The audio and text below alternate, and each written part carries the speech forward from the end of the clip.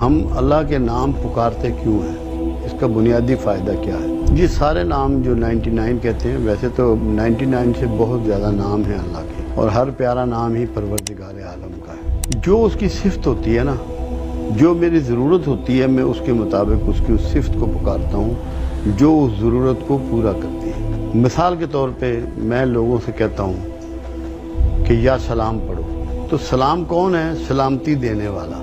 تو آج ہم جتنے بھی پاکستانی ہیں یا ہماری اور دیگر مخلوق ہے دنیا بھر میں، کیا سب کی سلامتی ایٹ سٹیک نہیں ہے، رسک میں نہیں ہے؟ تو ہمیں جب ہم سلام پڑھیں گے تو اللہ کی جو صفت سلامتی ہے اس سے ہمیں بینیفٹ پہنچے گا اور ہمیں سلامتی میسر آئے گی۔ ہم کہتے ہیں مومن پڑھو یا مومن، مومن بھی اللہ کا نام ہے۔ مومن کا مطلب کیا ہے؟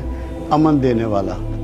کیا بے چینی نہیں ہے معاشرے میں کہ جب ہم مومن پڑھیں گے تو ہماری بے چینیاں دور ہوں گی؟ جو اللہ کی صفت ہے امن دینے والے کی، وہ اس کی جب ہم اس کو بار بار ریسائٹ کریں گے، ریپٹیشن سے چیز جو ہے متوجہ بھی ہوتی ہے، اس کے نتائج بھی آتے ہیں۔ تو جب اللہ کا نام ہم مومن ریسائٹ کریں گے اور بار بار ریپیٹ کریں گے تو صفت مومن کا ہمیں بینیفٹ ہوگا اور ہمیں امن میسر آئے گا۔ فرسٹریشن سے، بے چینی سے، گھریلو جھگڑوں سے، معاشرے کے جھگڑوں سے، فسادات سے ہم بچ پائیں گے۔ پھر ہم دیتے ہیں کہ یا اللہ پڑھو، تو اب ہماری ضرورت ہے اللہ، جو کہ ہم اللہ سے تعلق نہیں رکھتے۔ اب ہم تو اللہ کو ذہن میں بھی نہیں لاتے کہ اپنے معاملات زندگی میں اتنے محو ہو گئے ہیں اور اتنے پھنس گئے ہیں، بری طرح جکڑے گئے ہیں۔ تو صفاتی نام بغیر معنی کے آپ نے نہیں پڑھنا کسی نے۔ اب لوگوں کو معاشی تنگی ہوتی ہے،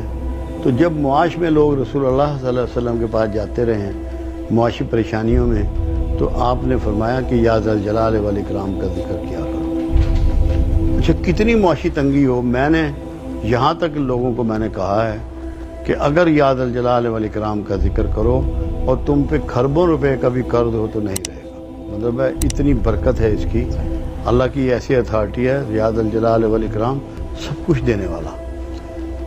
تو اس طرح ناموں کے معنی جب تک آپ کو نہیں آئیں گے، آپ پروردگار عالم کے نام کسی کو ایڈوائز نہیں کریں گے۔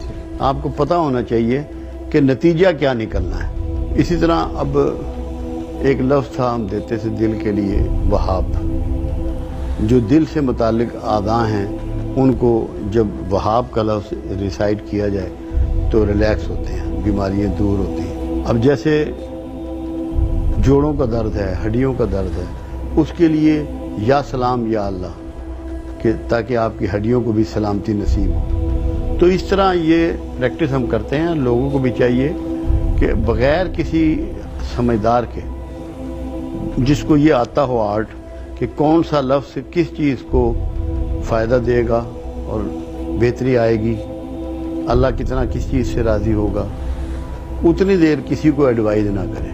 بعض اوقات الٹا ضد والا نام کوئی دے دیتا ہے تو اس سے پھر فائدہ نہیں ہوتا، کیونکہ آپ یہ دیکھتے ہیں سورہ فاتحہ ہے نا، اس میں سارے الفاظ نہیں ہیں ابجد کے۔ اسی طرح حروف مقطعات میں بھی سارے لفظ نہیں ہیں۔ کچھ نام ایسے ہوتے ہیں جو رحمانی کہلاتے ہیں، کچھ الفاظ کچھ غیر رحمانی کہلاتے ہیں۔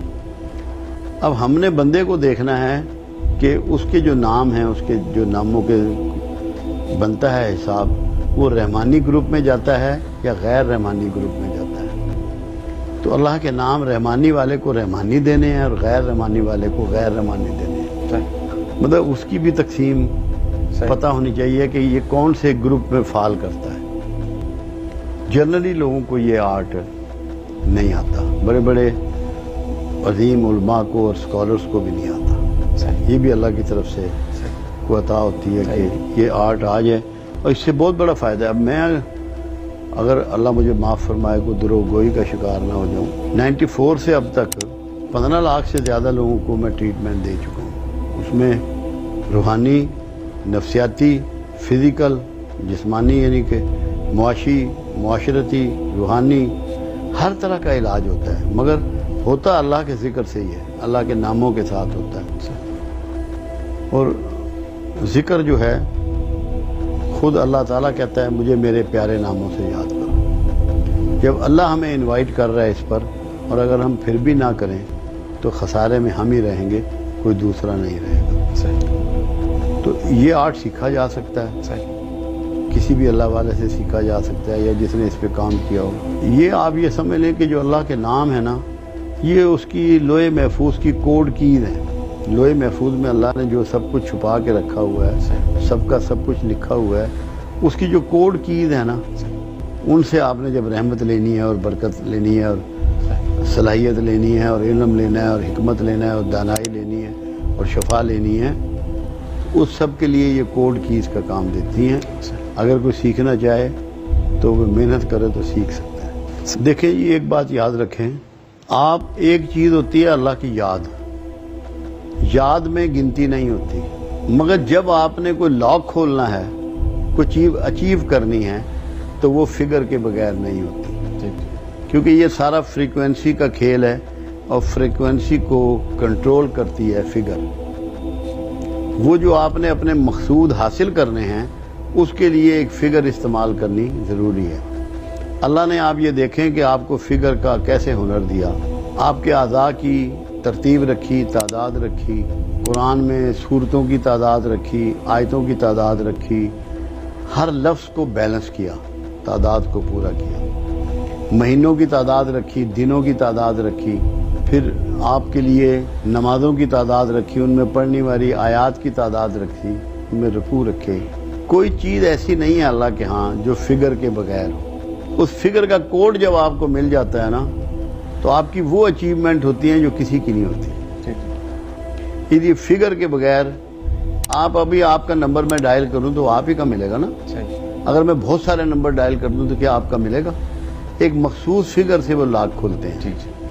اب یہ جتنے تالے ہیں جو کھلتے ہیں بغیر نمبروں والے، وہ کیا کوڈ ہے؟ انہوں نے اس بھید کو سمجھ لیا ہے کہ جب یہ فگر میچ کھا جائے گی تو لاک کھل جائے گا۔ ایسے روحانی لاک ہے، جب یہ فگر مل جاتی ہے، جیسے رسول اللہ صلی اللہ علیہ وسلم نے ایک بات فرمائی جو لوگوں نے سمجھی نہیں، جب تمہاری آمین فرشتوں کی آمین سے مل جاتی ہے تو دعا قبول ہو جاتی ہے۔ وہ ہے ایکچولی فریکوینسی کا مل جانا۔